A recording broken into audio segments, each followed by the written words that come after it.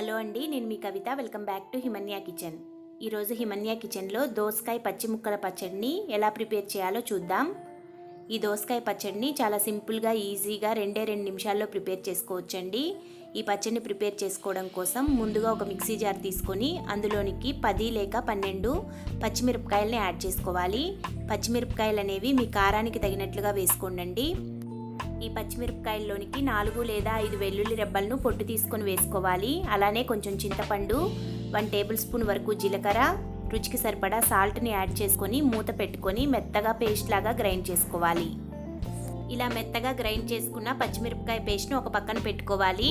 ఒక పెద్ద దోసకాయని తీసుకొని దాని పై తొక్కంతా తీసేసి చిన్న ముక్కలుగా కట్ చేసుకొని పెట్టుకోవాలి.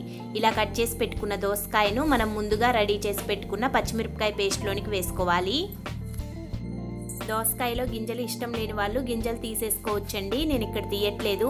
ఇలా కట్ చేసుకున్న తర్వాత ఈ దోసకాయ ముక్కలను పచ్చిమిరపకాయ పేస్ట్ను బాగా కలిసేలాగా కలుపుకోవాలి.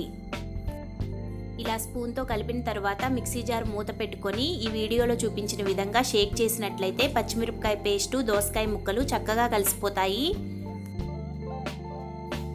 ఇలా రెడీ చేసుకున్న దోసకాయ ముక్కలను పక్కన పెట్టుకొని ఈ పచ్చడికి పోపు వేసుకుందామండి. పోపు వేసుకోవడానికి స్టవ్ వెలిగించి ఒక ప్యాన్ పెట్టుకోవాలి. అందులోనికి 2 లేక 3 టేబుల్ స్పూన్స్ ఆయిల్ వేసుకోవాలి. ఆయిల్ కొంచెం హీట్ అయిన తర్వాత ఒక ఎండుమిరపకాయని తుంచి వేసుకోవాలి. అలాగే 1 టేబుల్ స్పూన్ పచ్చిశనగపప్పు, 1/2 టేబుల్ స్పూన్ జీలకర్ర, 1 టేబుల్ స్పూన్ మినప్పప్పు, 1/2 టేబుల్ స్పూన్ వరకు ఆవాల్ని యాడ్ చేసుకోవాలి. ఈ పోపు అంతటిని ఒకసారి మిక్స్ చేసుకొని ఇందులోనికి 1/2 టేబుల్ స్పూన్ వరకు పసుపుని యాడ్ చేసుకోవాలి. అలానే కొంచెం కరివేపాకును కూడా వేసుకోవాలి.